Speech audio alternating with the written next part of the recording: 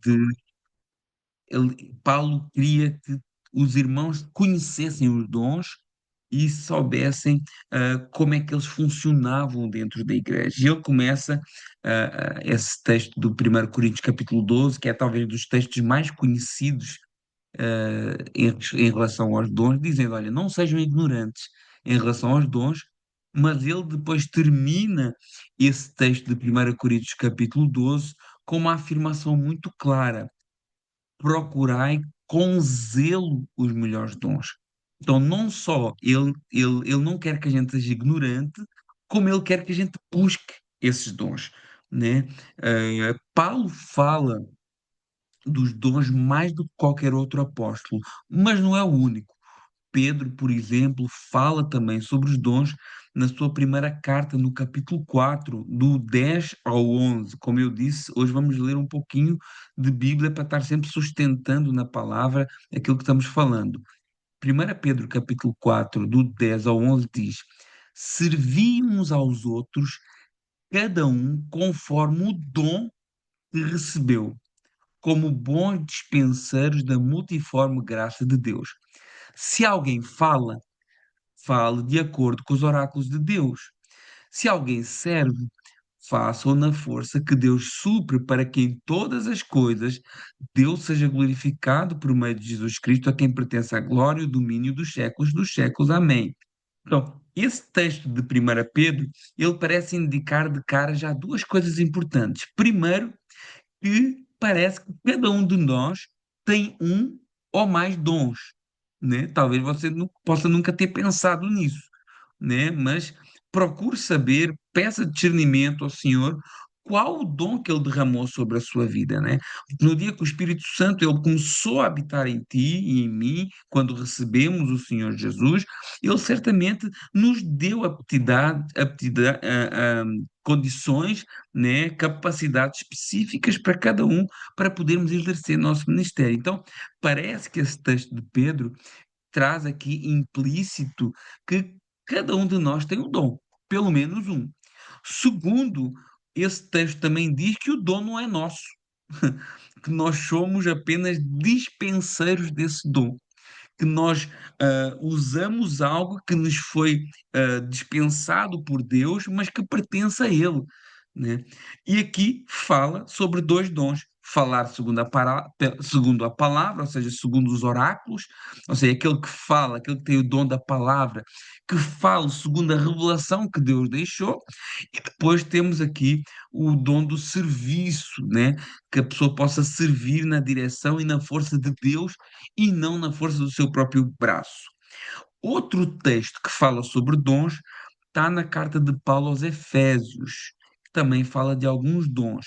Efésios capítulo 4, verso 11 a 12, que diz assim: Ele mesmo, ou seja, Deus, concedeu uns para apóstolos, outros para profetas, outros para evangelistas, outros para pastores e mestres, com vista o aperfeiçoamento dos santos para o desempenho do seu serviço para a edificação do corpo de Cristo.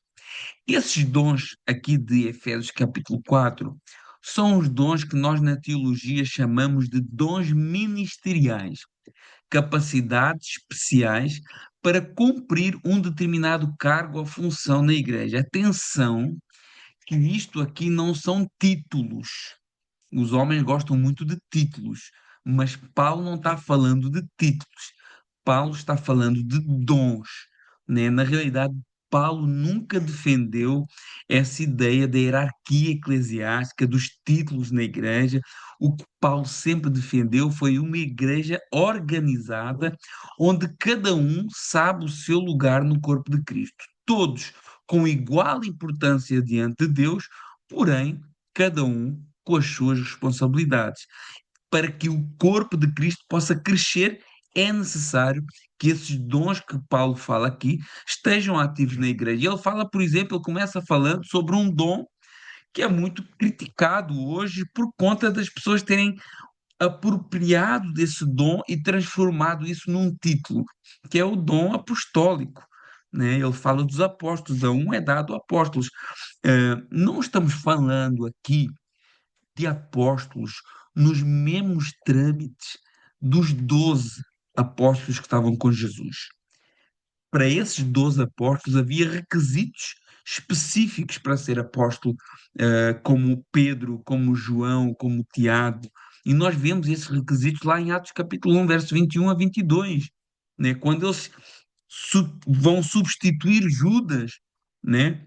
Vão colocar um outro no lugar de Judas que se havia suicidado, eles dizem assim: olha, para que alguém possa entrar no lugar de Judas, ele tem que ser alguém que acompanhe o Senhor Jesus desde o batismo até ele ser elevado aos céus, ou seja, batismo, ministério de 3 anos e meio, crucificação, ressurreição e depois aqueles 40 dias que o Senhor Jesus anda ali com os discípulos até ser elevado aos céus. Então, essa era a condição para ser um apóstolo no mesmo sentido dos 12. Porém, o dom apostólico é algo que, segundo a palavra, e os irmãos já vão ver, continua vigente, no sentido daquilo que significa essa palavra apóstolo, né? Alguém enviado com uma missão. É isso que é o dom apostólico, um pioneiro, alguém que vai desbravando o terreno. Pastor, mas isso não é um missionário? Em parte, sim.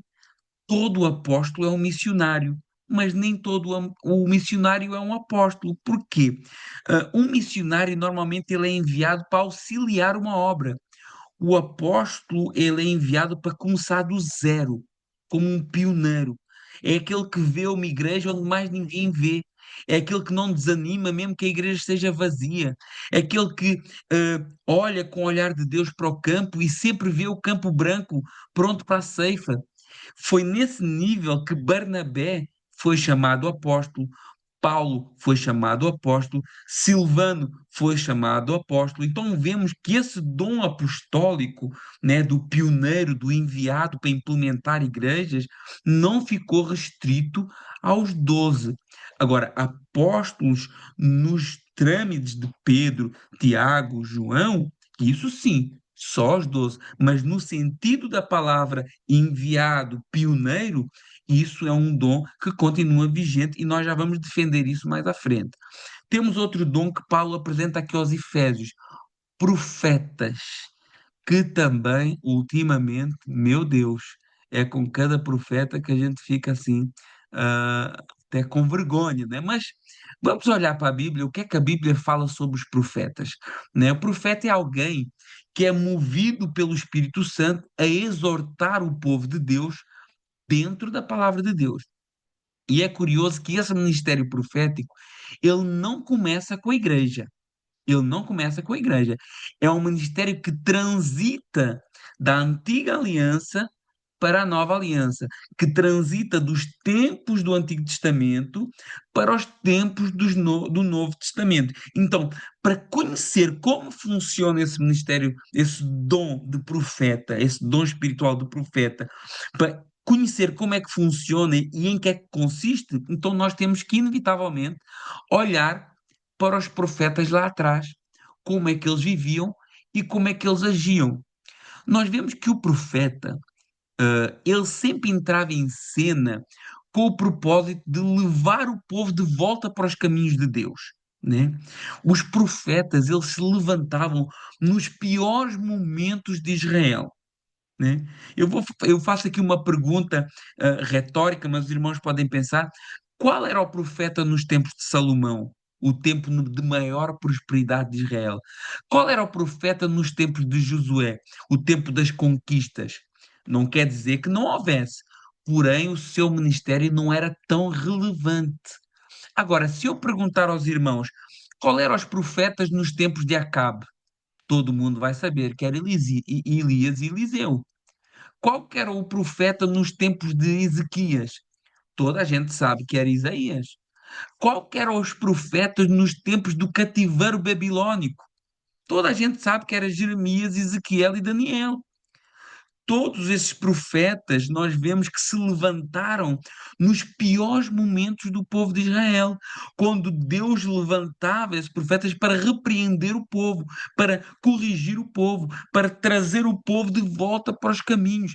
E nós vemos que todos os profetas que foram escritores bíblicos, né? Por exemplo, os quatro grandes profetas, Isaías, Jeremias, Ezequiel e Daniel, e mais os 12 profetas menores, e eles são chamados profetas menores, não porque tenham uma importância menor, mas porque aquilo que eles deixaram registado foi menor. Esses profetas vieram num tempo em que Deus estava trazendo juízo para o povo, em que Deus estava repreendendo e endireitando o seu povo. Então nós podemos olhar para esses profetas lá atrás e entender o que é o ministério profético. Nós vemos, por último, João Batista, que tinha um discurso nada simpático, né? Que ele dizia assim, olha, raça de víboras, né? Quem vos ensinou a fugir da ira vindoura, né? Produzir, pois, frutos dignos de arrependimento. Nós vemos aqui João Batista como o último profeta do Antigo Testamento, e isso possa causar confusão, porque ele está registado nas páginas do Novo, porém, João Batista, ele ainda é um representante da Antiga Aliança, né? Ele está antes da cruz, antes, no tempo em que o próprio Jesus cumpria a tradição judaica, ele mesmo era um, um, um um nazireu, como alguns defendem, né? Então, ele era o Elias que havia de vir, alguém que teria a mesma ousadia de Elias. Ele vinha preparando o caminho para Jesus, porém ele estava sujeito à antiga ordem, né? Então nós vemos que até João Batista nós temos vários profetas e vemos como é que era a ação desses profetas e como eles trabalhavam no sentido de endireitar o povo. Na Nova Aliança existem profetas. Pastor, no Novo Testamento tem profetas, tirando essa questão do João Batista, que era um profeta no Novo Testamento, mas que ainda estava sobre a Antiga Aliança? Sim, temos profetas. Por exemplo, Atos capítulo 11, verso 28. Agabo, ele profetizou uma grande fome no mundo nos dias de Cláudio, né, do imperador Cláudio. Então, nós temos aqui uma referência a um profeta dos tempos modernos, dos tempos da igreja, né? Por exemplo, em Atos capítulo 13, verso 1, temos menção a outros profetas. Atos capítulo 13, verso 1, que é o texto de envio de Paulo e Barnabé para a obra missionária, diz assim: havia na igreja de Antioquia profetas e mestres. Aí ele fala uma série de nomes ali, inclusive Paulo, Barnabé. Mais à frente, ou seja, depois das três viagens missionárias de Paulo, esse profeta Agabo, ele volta a profetizar em relação a Paulo. Está lá em Atos capítulo 21, 10 a 11. Então nós vemos, segundo tudo isso que eu acabei de ler, que sim, que na vida da igreja existiam pessoas que são usadas como uma palavra de exortação para a igreja, uma palavra de direcionamento para a igreja, uma palavra de Deus que sempre vai estar de acordo com a Escritura, nunca vai contradizer nem acrescentar nada à palavra de Deus, né? Mas existe sim, claro que hoje esse ministério profético que nós vemos de adivinhar CPF, morada e namorado, isso não tem nada a ver com os profetas, no sentido que a Bíblia diz que é um profeta, né? Que moram em mansões, que têm carros de luxo. Não tem nada a ver com isso. Isso não são profetas, são charlatões. Mas a Bíblia nos mostra que sim. E ainda no dia de hoje existem pessoas com fidelidade à Escritura que se levantam às vezes para corrigir um pastor, que se levantam às vezes para corrigir um líder religioso, para que ele se endireite para a palavra, para que ele volte para a palavra, para que ele não se contamine com as coisas do mundo. Então, nós temos apóstolo como dom espiritual, nós temos profeta, temos pastor também. O próprio texto fala sobre os pastores. De tempos em tempos, eu não sei se os irmãos já ouviram, de tempos em tempos nós ouvimos dizer que não tem pastor na Bíblia, mas tem. Esse texto aqui diz que sim, né? Aquele que cuida, aquele que tem paciência para ouvir, aquele que coloca os problemas do rebanho acima dos seus próprios problemas, aquele que não mede esforço para ajudar, que está junto com as ovelhas, que leva o rebanho ao bom pasto, ao bom alimento espiritual, aquele que protege o rebanho dos falsos ensinos, aquele que protege o rebanho dos lobos, aquele que vai atrás daquela ovelha rebelde, aquele que tem um olhar de amor para com aqueles que são rejeitados. Aquele que aguenta as injustiças, aquele que aguenta as injúrias, aquele que caminha sempre mais uma milha, aquele que vê sempre o lado positivo da coisa e não o lado negativo. Então nós vemos que existem sim pastores, e não é porque existem falsos pastores, falsos mestres e falsos profetas, que não existam os verdadeiros também. Então, Paulo, por exemplo, era um pastor. Para além dele ser um missionário, ele cuidava do povo, ele doutrinava, ele defendia o povo. Duro muitas vezes nas suas cartas, assim como um pastor às vezes é duro na igreja, na pregação do púlpito, mas quando era no trato pessoal, Paulo era meigo. E assim como o pastor às vezes é duro lá em cima, mas no trato pessoal ele é meigo, ele é carinhoso, ele vê o bem, ele tenta apaziguar, ele traz a paz. Nós vemos Paulo afirmando isso também em 2 Coríntios capítulo 10, verso 1. Ele diz assim: olha, eu, na verdade, né, quando presente em vós, sou humilde, mas quando estou ausente, sou ousado. Né? Paulo ele admitia isso, que quando ele estava presente com o povo, ele era humilde, ele tratava bem, com amor, com carinho, mas quando ele mandava cartas, ele mandava para arrebentar. É um pouquinho aquilo que o pastor faz também na igreja, às vezes um pouco duro lá em cima no púlpito, mas quando está no gabinete, quando está numa visita, está ali, colocando-se no lugar da pessoa. Esse é o pastor. Depois, Paulo fala aqui em Éfeso do evangelista, aquele que ferve para falar de Deus, aquele que tem como seu combustível almas, apresentar Cristo. Ele pode às vezes até nem ter um grande conhecimento profundo das Escrituras, mas o que ele sabe de Jesus ele utiliza apaixonadamente para alcançar vidas. Onde quer que ele esteja, no bus, na mesa fazendo unhas, no trabalho, no mercado, em cada pessoa o evangelista vê um potencial convertido. Nós temos o exemplo de Filipe, né, que foi um dos diáconos levantados lá em Atos capítulo 6, mas que tinha esse dom evangelista, que levou a palavra, evangelizou Samaria, né? Que batizou aquele eunuco em Atos capítulo 8. Né? Ele foi levantado como diácono, mas vemos como que Deus tinha derramado sobre ele esse dom de pregar e de ganhar almas. Temos depois o mestre, né? Pessoas, e existem pessoas que têm essa capacidade para ensinar a palavra. Podem até não ser grandes pregadores, eloquentes, avivalistas, mas são exímios em explicar a Escritura. Têm o dom de transmitir essas verdades bíblicas e explicar cada versículo da Bíblia de maneira que parece que tudo se torna mais fácil, mais simples, né? Então, nós vemos esses quatro dons aqui: apóstolo, profeta, evangelista, pastor, mestre, dons que nós gostamos de chamar de dons ministeriais, que capacitam o homem para o cumprimento de um chamado específico na igreja. E eles continuam em vigência. Por que é que eu digo que eles continuam em vigência? Porque o contexto desse texto nos afirma isso.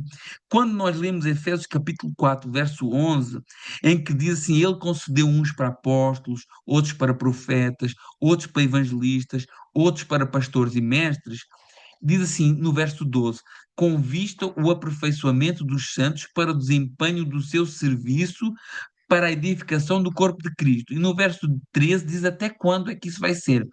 Até que todos cheguemos à unidade da fé, do pleno conhecimento do Filho de Deus, à perfeita varonilidade à medida da estatura da plenitude de Cristo.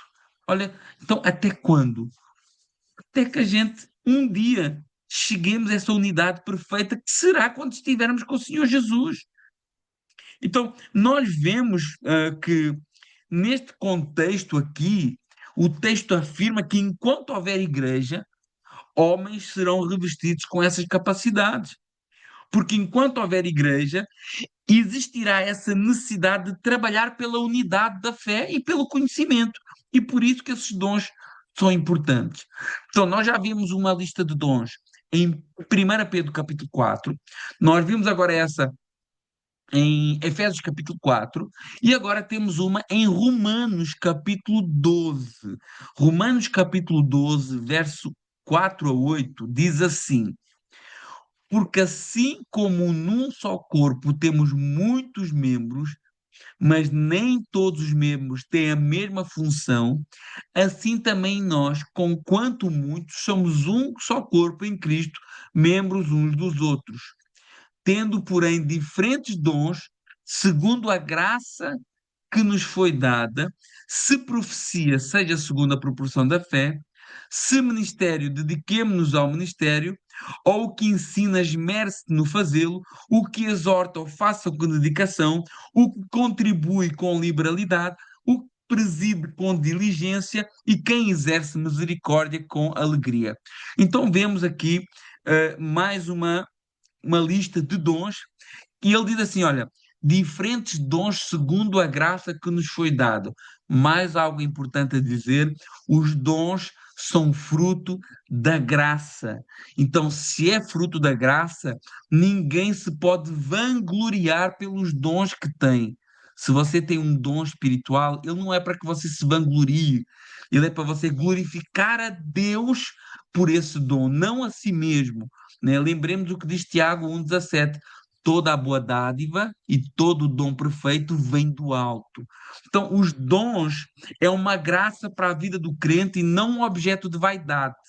O seu dom está visando o seu próximo, né? Somos um só corpo em Cristo, membros uns dos outros. Então, se tivermos isso em mente, aí sim eu acredito que podemos exercitar esse dom de uma maneira mais eficiente. O dom é-nos dado pela graça, visando a edificação espiritual do meu próximo. E segundo essa graça, Deus dá capacidades específicas a cada um. E ele aqui diz: a um dá é usado de profecia, é usado em profecia, né? Ser usado na palavra de Deus, né? Ser usado na profecia ou ser usado como profeta não é bem a mesma coisa. Ser usado em profecia é ser usado dentro da palavra do Senhor, né? Pregando, expondo, né? E apresentando essa palavra. Ou outros, ministério. O que é ministério? Ministério é ministrar, é servir. Então, essa palavra ministério significa aqueles que executam pedidos de outros. Então, tem pessoas que têm o dom de servir, têm o dom de ministrar aos outros, né? Então, talvez possa ser um dom que alguém tenha. Temos o dom do ensino, já falámos do mestre, mas Paulo aqui dá um conselho extra, né? Diz que aquele que ensina esmere-se em fazê-lo, ou seja, se dedique, se capacite teologicamente, busque estar atualizado, busque estar sempre estudando, não simplesmente confiar no seu próprio conhecimento, mas buscar sempre crescer em graça de Deus e no conhecimento da palavra. Depois temos a exortação como um dom também, e atenção que uma das coisas que nós erramos muitas vezes é achar que a exortação é sempre repreensão.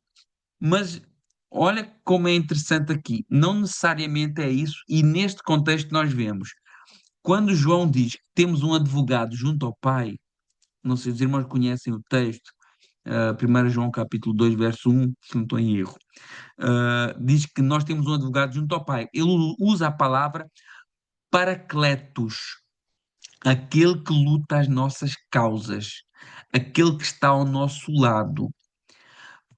Paulo aqui usa uma palavra derivada. Essa palavra exortação é a palavra parakélio, que é chamar para estar ao lado. Então, esse dom de exortação não é o dom de exortar a igreja, tipo, corrigir a igreja de uma maneira assim áspera. Não, não, não, não, não, não. Esse dom é o dom de chamar para estar ao teu lado, de encorajar, de animar, de motivar. É esse que é esse dom. Não é o paracletos, no sentido de lutar as nossas causas, está ao nosso lado, mas é o paracleu, é que eu chamo, olha, eu chamo para a minha beira e vamos caminhar juntos. Eu chamo para o meu lado e vamos estar juntos nessa caminhada cristã. Então, é esse dom de animar, de motivar, de encorajar. Quando nós vemos a palavra exortação, temos sempre a ideia de uma repreensão, né, de uma correção, mas neste caso aqui, esse dom não fala disso. Outro dom que nós temos aqui em Romanos 12 é o dom de contribuir. Olha que curioso, né? O dom de contribuir com liberalidade. O que é que isso significa? Com sinceridade, com honestidade, sem egoísmo e sem hipocrisia. E depois temos o dom de presidir. Porquê? Porque existem pessoas que têm uma capacidade de liderança superior a outras, né? Existem pessoas que têm capacidade de assumir responsabilidades, porque muitas vezes as pessoas querem liderar, mas não conseguem assumir responsabilidades, né? E Paulo acrescenta que o liderar não pode ser de qualquer jeito, tem que ser com diligência, com seriedade, com zelo. E por último, temos um dom maravilhoso, que é o dom de exercer misericórdia, um dos mais importantes dons, replicar aquilo que foi alvo do Senhor. Aquele que levava pancada, mas está sempre disposto a perdoar. Aquele que está sempre sendo injustiçado, mas está sempre disposto a perdoar, sempre disposto a caminhar mais uma milha. Mas não faz isso com pesar, faz isso com alegria, como o próprio texto diz. Então, nós vemos aqui em Romanos 12 uma lista um pouquinho mais tensa, onde existem várias maneiras de Deus nos usar na sua obra. E talvez alguns possam estar a pensar, mas e os outros dons, aqueles dons de poder, né? Aqueles dons do fogo? Já vamos chegar lá.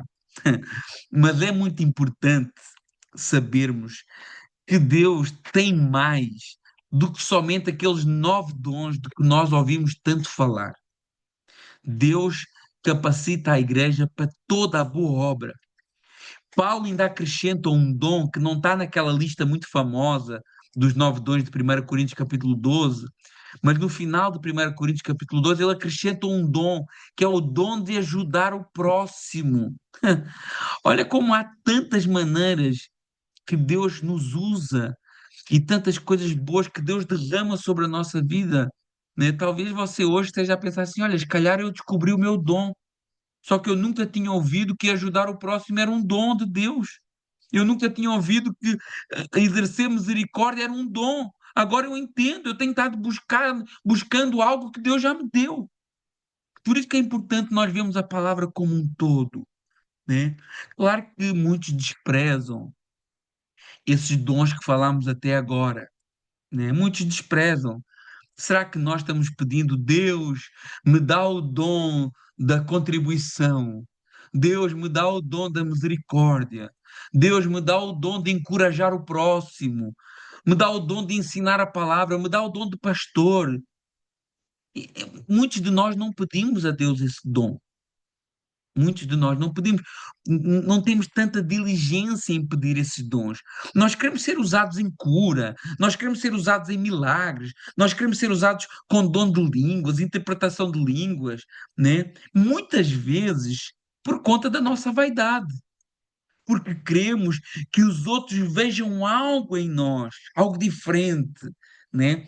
Esse desejo é a causa porque muitos não recebem e nunca conseguem entender em que área é que Deus quer que eles sejam usados, né?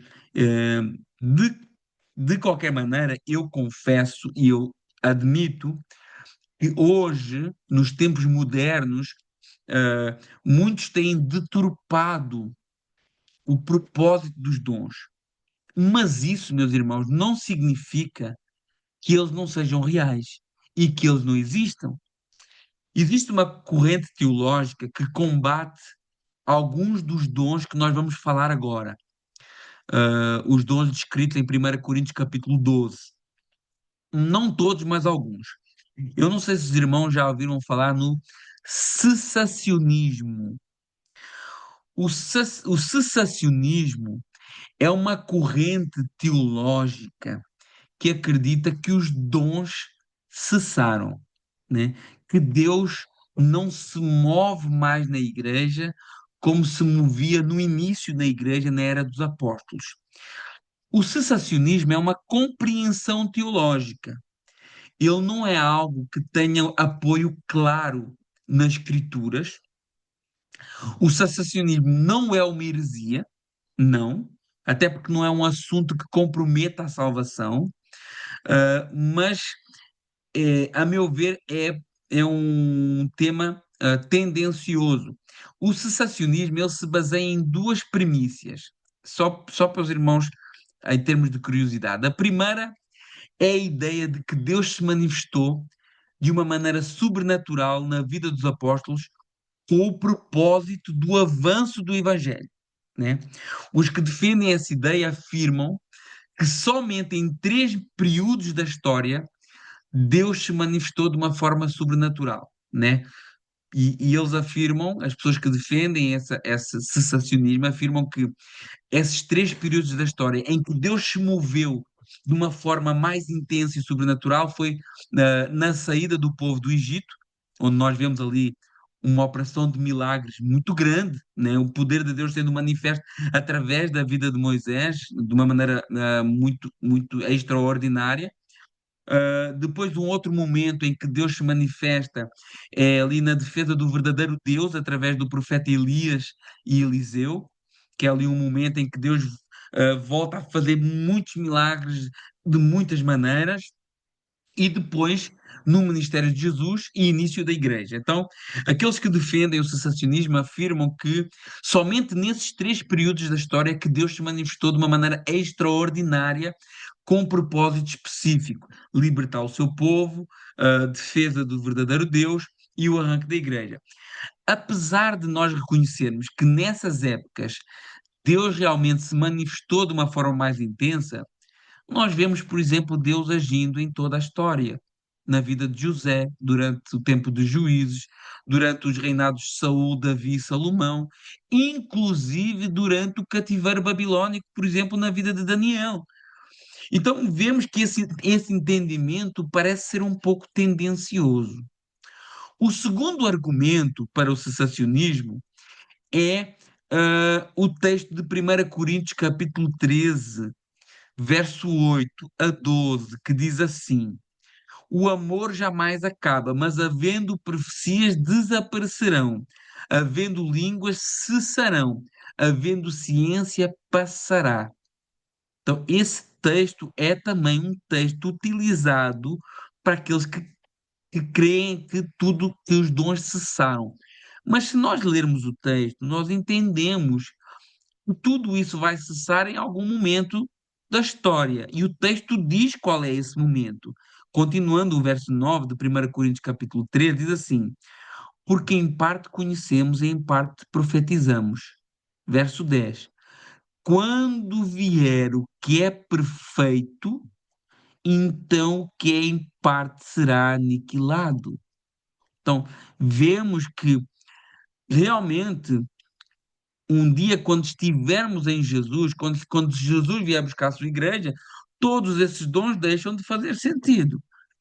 Ai, mas aqui, pastor, aqui não está a falar da Bíblia, né? Porque até então a Bíblia não tinha sido compilada, o cânon não estava fechado. Será que não estava a falar até que a Bíblia estivesse prontinha e que a partir daí só a Bíblia e pronto? Seguindo o texto, vemos que está a falar da volta de Jesus. Porquê? Porque no verso 12 diz assim: porque agora vemos em espelho obscuramente, mas então veremos face a face. Agora conheço em parte, então conhecerei como também sou conhecido. Então parece claro que esses dons cessarão quando o Senhor Jesus voltar, né?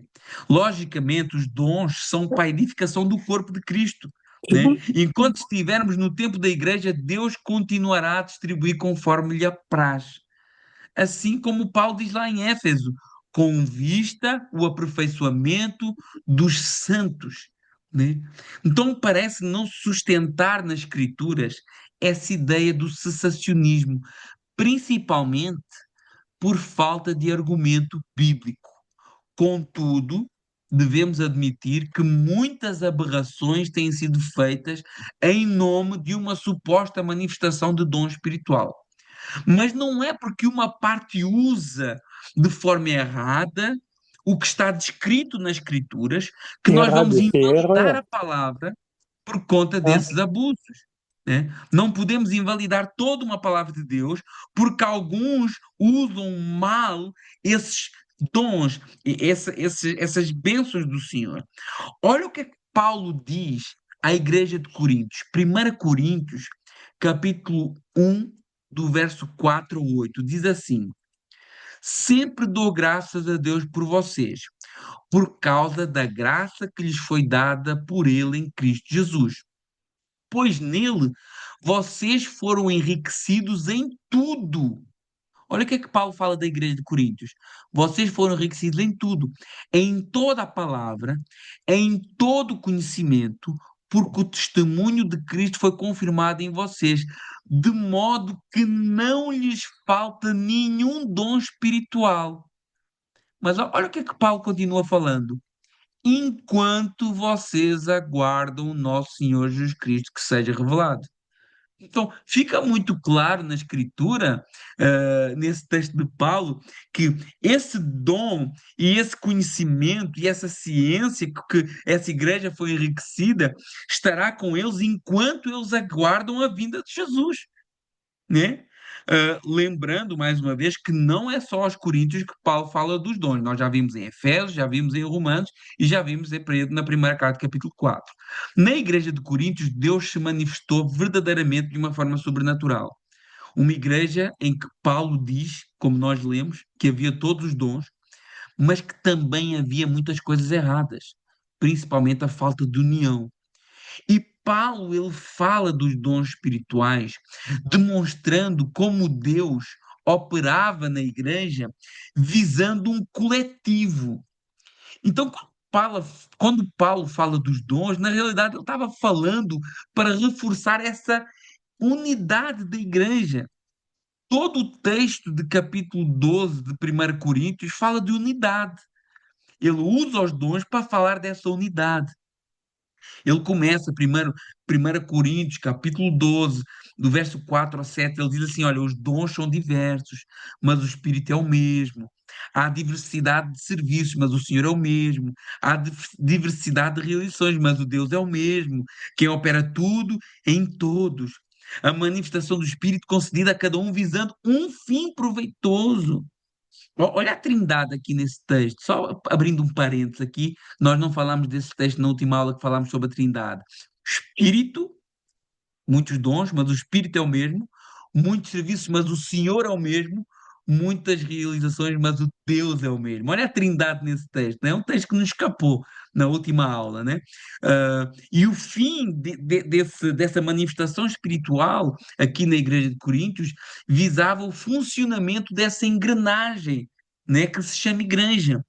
O propósito era falar à igreja como Deus coordena a igreja como um todo, né? No verso 12 de 1 Coríntios 12, ele continua dizendo, porque assim como o corpo é um e tem muitos membros, todos os membros, sendo muitos, constituem um corpo, assim a respeito com Cristo, pois em um Espírito todos fomos batizados em um corpo, quer judeus, quer gregos, quer escravos, quer livres, a todos foi dado beber um Espírito. Então vemos como o foco desse texto é unidade, um corpo, membros, né, do mesmo corpo, com o propósito de não haver divisões, com o propósito de nós entendermos como nós precisamos uns dos outros, porque o dom que me falta, eu encontro na Ângela, por exemplo, o dom que a Ângela falta, ela encontra na Daniela, por exemplo, e o dom que a Daniela falta, ela encontra na JC, por exemplo. É isso que Paulo está querendo dizer assim, por exemplo, ele no verso 24, ele diz assim: Deus coordenou o corpo, concedendo honra àquilo que menos tinha honra, para que não haja divisão no corpo, pelo contrário, cooperem os membros com igual cuidado em favor uns dos outros. Então, Paulo, primeiro ponto importante, Paulo fala dos dons aqui nesse sentido, para que a gente saiba que nós nos completamos uns aos outros como membros desse corpo. E os dons que Paulo fala aqui em Coríntios são os famosos 9 dons, que alguns associam aos 9 frutos do Espírito, mas não tem nada a ver uma coisa com outra, até porque Paulo aqui fala mais do que 9 dons, fala aqui de apóstolo também, mais à frente no texto, fala de profeta, vai falar do dom de ajudar. Então não vamos inventar uma ligação que não existe, né? E ele diz aqui no verso 8: porque a um é dada mediante o Espírito a palavra de sabedoria. O que é isso, palavra de sabedoria? A palavra de sabedoria é uma inspiração do Espírito Santo para aplicar o conhecimento, essa sabedoria que vem do alto, né? E que é aplicada às vezes na vida da pessoa, traz uma solução, traz um conforto para quem recebe, sabedoria para resolver problemas de uma maneira sobrenatural, num aconselhamento pastoral, uma palavra para um casal em dificuldades, e às vezes uma palavra que muda pensamentos e intenções das pessoas. Às vezes alguém que tem um problema que parece que não tem solução, aí alguém que Deus usa vai lá com uma palavra de sabedoria e resolve o que parecia não ter solução. Quantas vezes nós já vimos isso? Pessoas que estavam ali em que diziam, não, aqueles não têm mais jeito, ali não dá mais, eles vão se separar, vão se divorciar, vão seguir cada um a sua vida. Aí chega alguém usado por Deus, chama a razão e usa ali, Deus usa ali com uma palavra de sabedoria, faz o casal pensar, reconsiderar e volta a haver união, volta a haver amor, volta a haver casamento. Isso é palavra de sabedoria, meus irmãos, que Deus usa ainda hoje. Ao outro, segundo o mesmo Espírito, continuando o texto, né? Estamos em 1 Coríntios capítulo 12, verso 8. Primeiro a palavra de sabedoria, depois ao outro, segundo o mesmo Espírito, palavra de conhecimento, revelação de algo sobrenatural, né? Algo que talvez ainda vai acontecer, né? Por exemplo, Paulo teve essa palavra de conhecimento, porque o Espírito, ele disse, olha, eu vou para Jerusalém, mas a única coisa que eu sei é aquilo que o Espírito me revela, né? Que eu vou sofrer lá, mas eu vou.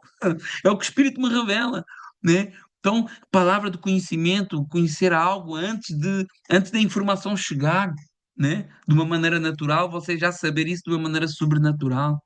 Verso 9: a um é dado o mesmo espírito, a fé, né? E essa fé, não estamos a falar da fé salvífica, né? Mas uma fé sobrenatural, uma fé inabalável, uma confiança inabalável em Deus. É aquele que eu costumo dizer que vai para a forca rindo, que vai queimar na fogueira louvando a Deus, né? Essa confiança inabalável, como Hebreus capítulo 11, né? No verso 33 diz, olha, os quais por meio da fé conquistaram reinos, praticaram justiça, obtiveram promessas, fecharam bocas dos leões, extinguiram violência do fogo, escaparam de ser mortos à espada, da fraqueza tiraram forças, fizeram-se poderosos em guerra, puseram em fuga exércitos estrangeiros, né? Essa fé poderosa, essa fé operante, né? Na vida das pessoas. Continuação do verso 9. A outro, dons de curar. Irmãos, eu creio que o Senhor continua curando. Só que eu creio, acima de tudo, na soberania do Senhor. Se Ele quiser curar, Ele é Deus. Se Ele não quiser curar, Ele continua sendo Deus. Mas nós continuamos orando para que Deus cure. E todas as madrugadas nós oramos por cura. E cremos que o Senhor é poderoso para fazer. A palavra de Deus diz, Tiago, capítulo 5, verso 14 e 15. Está alguém doente?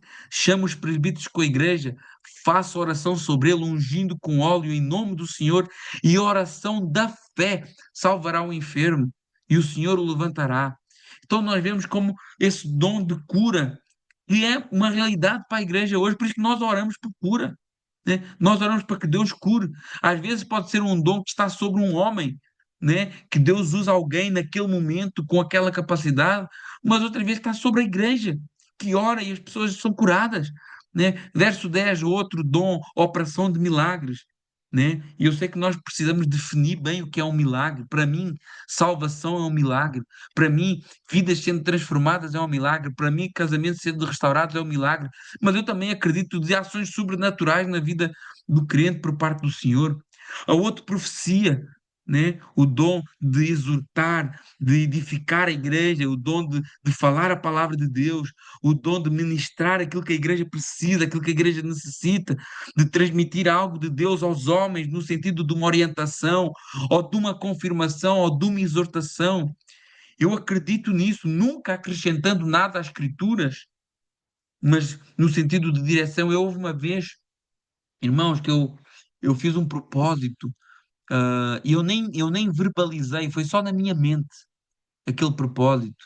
E eu falava assim, Senhor, se isso aqui é para eu fazer, por favor, usa alguém para confirmar na minha vida. Mas eu não verbalizei em voz alta, nem, eu só pensei. E eu lembro-me que na mesma hora, nesse mesmo dia, eu fiz esse propósito, poucos minutos antes de entrar na igreja. E nesse mesmo momento, quando eu entro na igreja, tem uma irmã que chega perto de mim, que não sabia nada do que estava a acontecer, e falou assim: Olha, aquilo que tu colocaste no teu coração, Deus manda te dizer que é para fazer. Então Deus ainda usa pessoas, Deus ainda usa homens que se colocam na brecha, como a gente costuma falar, não é? Na linguagem pentecostal, para serem usados por Deus. Eu creio nisso, porque a igreja ela sempre foi edificada em poderes, em milagres, desde o início, né? Em pessoas que eram levantadas com a autoridade do Senhor.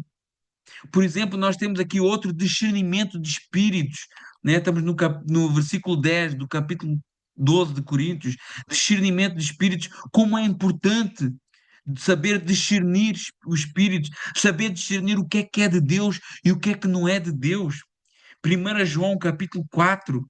Olha como vemos que isso é para hoje, para nós, porque 1 João capítulo 4 verso 1 diz: Não deem crédito a qualquer espírito, mas provem se os espíritos procedem de Deus, porque muitos falsos profetas têm saído do mundo afora. Irmãos, se existe falso é porque também existe verdadeiro, mas nós temos que ter cuidado com o falso. E esse dom do Espírito Santo que nos ajuda a discernir o que é de Deus e o que é que não é. Às vezes até alguém que fala em línguas e você percebe, não, calma aí, isso aí não é de Deus. Isso é o diabo que está falando na boca dela, às vezes para atrapalhar o culto, às vezes para criar contenda, às vezes por uma vaidade, discernimento, e nós precisamos discernir o que é de Deus, o que é que não é. Vemos o exemplo de Paulo lá em Filipos, como ele discerniu, né, que aquela jovem que gritava, que adivinhava, olha, esses aqui, ela falava para Paulo e Silas, ela acompanhou, a palavra diz que ela acompanhou Paulo e Silas durante muitos dias. E ela dizia: Olha, estes aqui são servos do Deus Altíssimo que anunciam a vocês o caminho da salvação. E ela ia ali atrás de Paulo e Silas gritando isso. E na realidade não era nenhuma mentira, era uma verdade. Mas Paulo, ele discerniu. Ele viu, calma aí, isso aqui é muito estranho. Isso aqui não é de Deus. Ele vai lá, impõe a mão sobre aquela moça e ela é liberta daquele demónio. Era um demónio que estava sobre a vida dela. E Paulo teve esse discernimento de saber que aquilo era algo demoníaco, que não era de Deus, ainda que falasse uma verdade. Porque tem muita gente aí falando verdades, né? Mas que não é de Deus. Movidos por interesse próprio, movidos por vaidades, por ganância, né? E aqui era uma situação de ganância, porque essa moça que foi expulsa, esse demónio, ela trabalhava e ela era usada para dar lucro aos seus patrões, né? Como nós vemos isso na igreja hoje, até crianças sendo usadas, supostos profetas, para dar lucro aos seus pais ou à sua quadrilha, que, sei lá o que é que aquilo é, não é? E a palavra continua: a uns é dado variedade de línguas, e agora é que a coisa fica complicada. Que línguas são essas? Que línguas são essas? Essa variedade de línguas? Serão línguas estrangeiras? Serão línguas sobrenaturais? E quando a gente olha para a palavra, e não é que a gente vê as duas coisas, e quanto à palavra a gente não pode combater. Nós temos, por exemplo, Atos capítulo 2, em que cada um ouviu falar na sua língua materna. Pelo menos 15 nacionalidades estavam ali naquele momento. E cada um ouviu na sua própria língua. Agora pensa comigo, que som é que saiu da língua dos apóstolos? É uma questão a ter em conta. Imagina 120 pessoas a falar ao mesmo tempo e cada um ouviu perfeitamente na sua própria língua. Irmãos, duas pessoas a falar ao mesmo tempo já é algo que ninguém se entende. Agora imagina 120, 15 línguas diferentes. Ou seja, o texto relata aquilo que as pessoas ouviram, aquilo que as pessoas entenderam, não aquilo que saiu da boca dos discípulos. Até porque, se nós formos ler o texto de Atos, capítulo 2, verso 4, o texto diz que eles falaram em línguas, glossa, é a palavra grega, glossa. Mas no verso 6 diz que todos ouviram na sua própria língua. Mas a palavra já não é glossa, é dialeto. Por que é que Paulo usa duas palavras diferentes? Não me parece que uma coisa foi o que eles falaram, outra coisa foi o que eles ouviram? E não parece que só assim faz sentido, porque como é que eles iam se entender? Como é que alguns que estavam ali disseram que eles estavam bêbados? Então fica a questão para nós pensarmos. Se o propósito desse dom é exclusivamente anunciar o Evangelho numa língua diferente, qual o sentido desse dom num lugar onde todos falam a mesma língua? Por exemplo, em Efésios, Atos capítulo 19, verso 6. Por exemplo, a casa de Cornélio, Atos capítulo 10, verso 46. Se o, o, se o propósito é anunciar numa língua para que as pessoas possam entender, e eu acredito que esse também é um propósito, eu acredito, mas e no caso de Atos 19:6 e na casa de Cornélio, em que todos falaram a mesma língua, né? E outra questão que Paulo fala em Coríntios capítulo 14, verso 1, quando ele fala assim, não, em 1 Coríntios capítulo 14, no verso 2, quando ele diz, olha, quem fala em outra língua não fala a homens, senão a Deus, visto que ninguém o entende e em espírito fala mistérios. Espera aí, uma língua estrangeira não é nenhum mistério. Eu posso não saber, sou instruído nela, mas não é um mistério. Verso 4, 1 Coríntios 14. O que fala em outra língua a si mesmo se edifica, mas o que profetiza edifica a igreja. Então, se o Espírito Santo dá o dom com o propósito de evangelização, como que a si mesmo se edifica se é um mistério? 1 Coríntios capítulo 14, verso 13. Por isso, fale línguas, ore para que as possa interpretar. Será que o mais correto, se fossem línguas estrangeiras, o melhor conselho não era estude para que as possa traduzir? Então, olha o que é que Paulo diz também em 1 Coríntios capítulo 14, verso 14. Porque se eu orar em outra língua, o meu espírito ora de facto, mas a minha mente fica infrutífera. Ou seja, se for a capacidade de aprender outra língua, como alguns defendem, como que a mente fica infrutífera? Então eu acredito, meus irmãos, que a Bíblia nos dá base para as duas situações. Tanto línguas estrangeiras que outros vão entender e que Deus usa alguém para falar numa língua que nunca estudou, mas também em línguas sobrenaturais como forma de edificação pessoal, conforme nós lemos, ou para a edificação da igreja, quando existe um intérprete, né? E que é o próximo dom que Paulo apresenta, que por si só já é uma prova de que essas línguas são diferentes daquelas que são aprendidas na escola. Porque se a interpretação de línguas é um dom, então certamente essas línguas não são línguas que eu posso aprender, né? Hoje nós temos intérpretes de línguas estrangeiras que não têm nada a ver com Deus nas suas vidas, aprenderam na escola. Por isso Paulo diz: ore para interpretar e não estude para traduzir. Completamente diferente. Então, 1 Coríntios capítulo 12, verso 10. A outro a capacidade de interpretar as línguas. Quando essa língua estranha é dirigida à igreja, deve haver quem interprete. Caso contrário, não faz nenhum sentido. Não faz nenhum sentido. O que não quer dizer que eu não possa estar no meu canto orando a Deus e naquele momento o Senhor me toma em línguas e as pessoas até possam ouvir que eu estou ali orando em línguas, mas eu estou orando para Deus. Assim como eu posso ouvir alguém que ora em português em voz alta. Agora, quando eu me dirijo à igreja, Então aí tem que haver um intérprete, alguém usado por Deus para interpretar aquilo que está sendo dito. E o texto continua: mas um só mesmo, um só e o mesmo Espírito realiza todas essas coisas, distribuindo-as a cada um individualmente conforme ele quer. O Espírito Santo distribui os seus dons segundo o seu propósito, porque é o Espírito Santo que dirige a sua igreja. Não são homens, não são pastores. Pastor, como é que eu posso ter um dom espiritual? Primeiro, tendo em conta todos os dons que nós falamos aqui, que vai muito para além desses 9 que nós falamos por último, então talvez você já comece a pensar, calma aí, eu encontrei o meu dom aqui. E eu espero que isso seja o seu caso, e glória a Deus por isso, né? Mas dos requisitos para eu ter um dom espiritual, crer que eles existem. Olha o que é que Jesus fala em Marcos capítulo 16, verso 17 a 18. Jesus diz assim: estes sinais seguirão os que creem.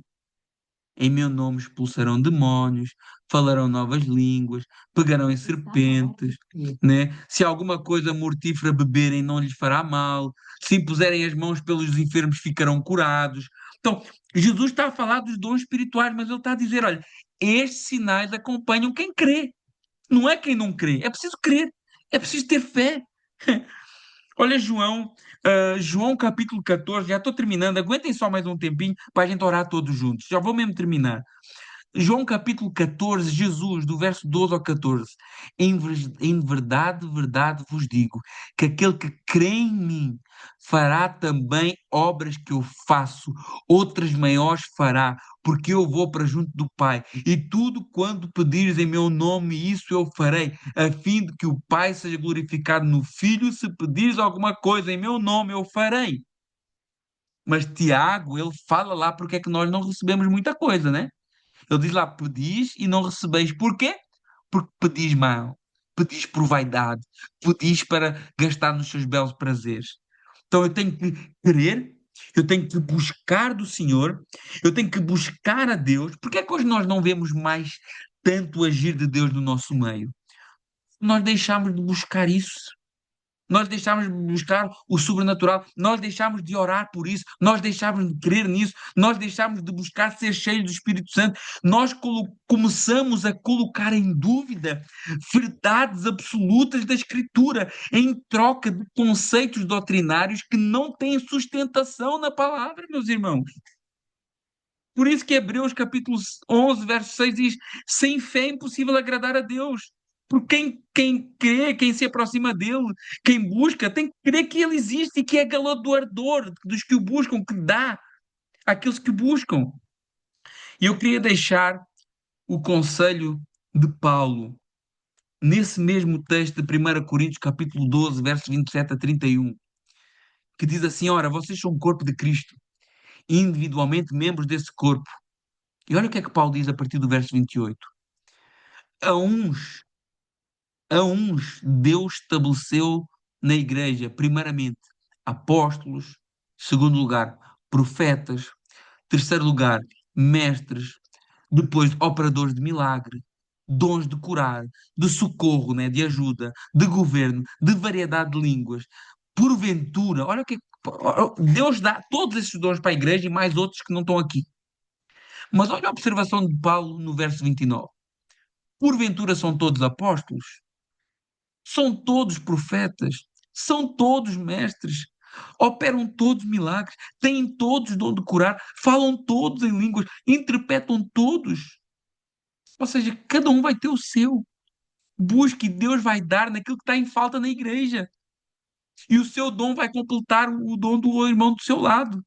E a igreja vai crescer junto assim.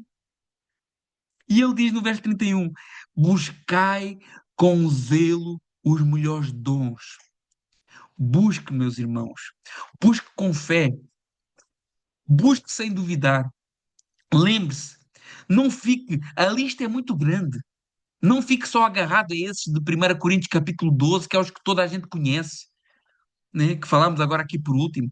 Busque ser um evangelista, busque ser um mestre, busque ser um profeta do Senhor nessa geração, busque ser alguém que tem o dom de ajudar o próximo, de contribuir, de servir.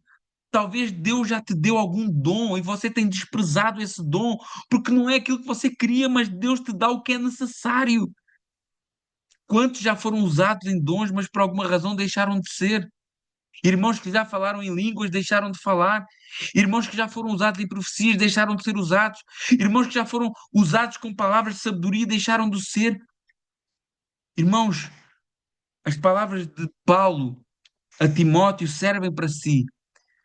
Ele diz a Timóteo, 2 Timóteo 1,6: por esta razão te admoesto que reavives o dom que há em ti. Então, que a gente possa reavivar o dom que o Senhor colocou nas nossas mãos, nas nossas vidas e usá-lo para a glória de Deus. Crer nos dons espirituais, meus irmãos, é crer na Escritura Sagrada. Por isso eu creio e não duvido. E eu busco todos os dias para a minha vida. Amém? Deus abençoe, meus irmãos. Espero que tenha sido ah, claro, né? Que tenha sido. ah, Se alguém tiver alguma dúvida, eu queria 2 minutinhos, aguente só um pouquinho, 2 minutinhos para a pergunta e vamos orar todos juntos e vamos encerrar o nosso estudo. Alguém quer fazer alguma pergunta? Alguém tem alguma dúvida? Queria deixar agora a oportunidade para todos.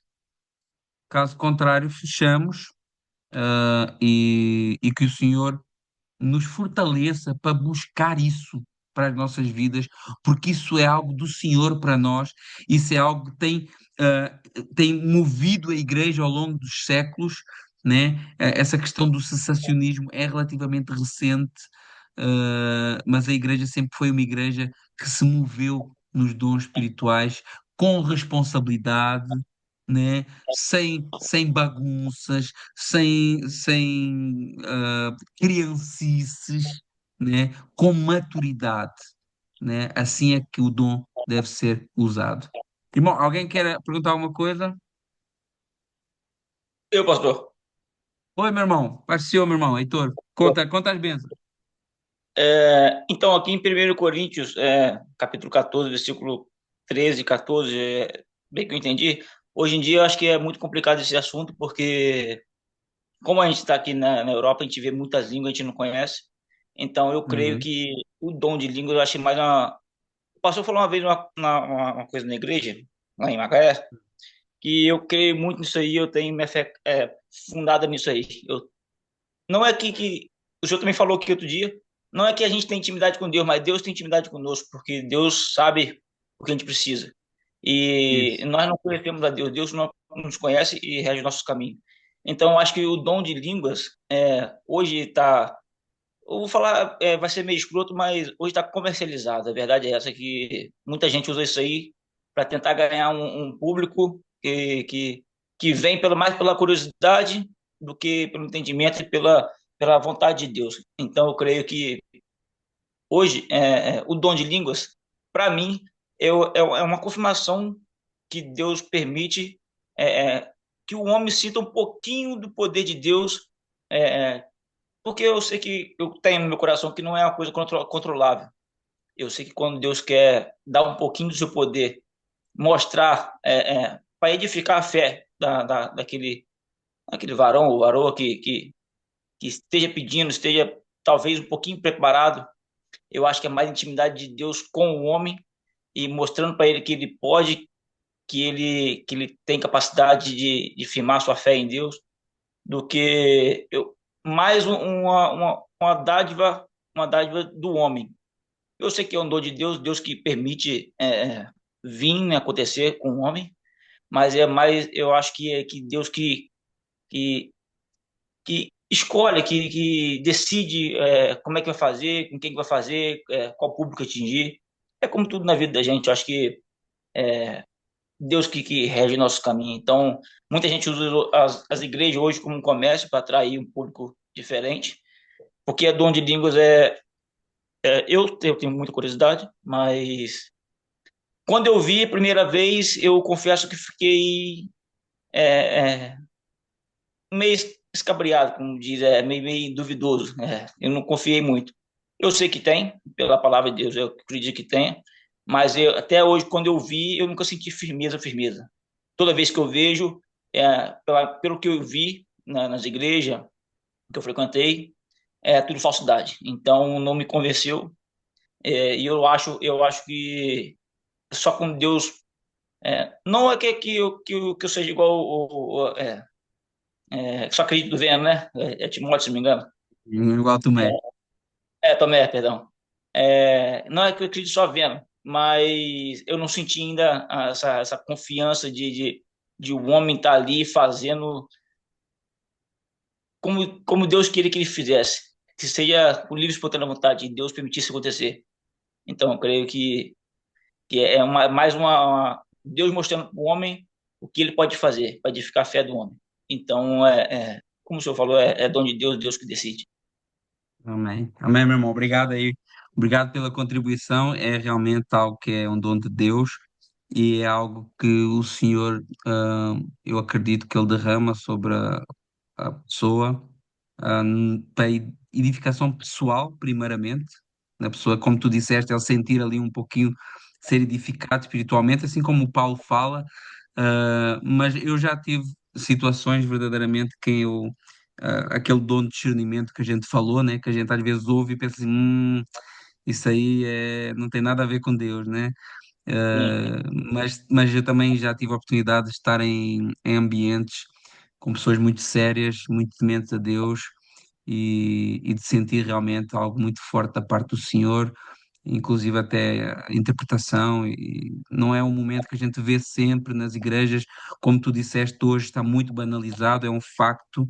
É um facto, está muito banalizado. As pessoas querem dominar o dom, querem controlar o dom, querem usar o dom da maneira que querem, quando querem, e não é assim que a Bíblia fala que funciona. Então, infelizmente, como diz o profeta, o povo sofre por falta de conhecimento, mas é aquilo que a gente também sempre fala.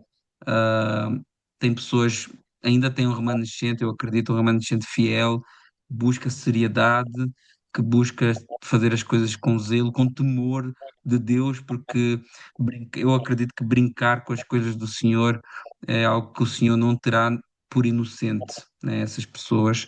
Então, que a gente possa buscar com o coração sincero, sabendo que o Senhor dá a quem quer. Um dos problemas também sempre foi isso, é aquela doutrina e aquela ideia de que todos vão falar em línguas.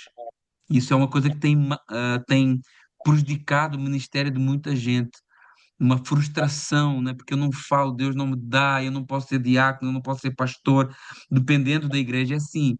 Né? Então, às vezes a pessoa acaba até forçando algo para ser aceite no meio religioso, para poder exercer o seu ministério.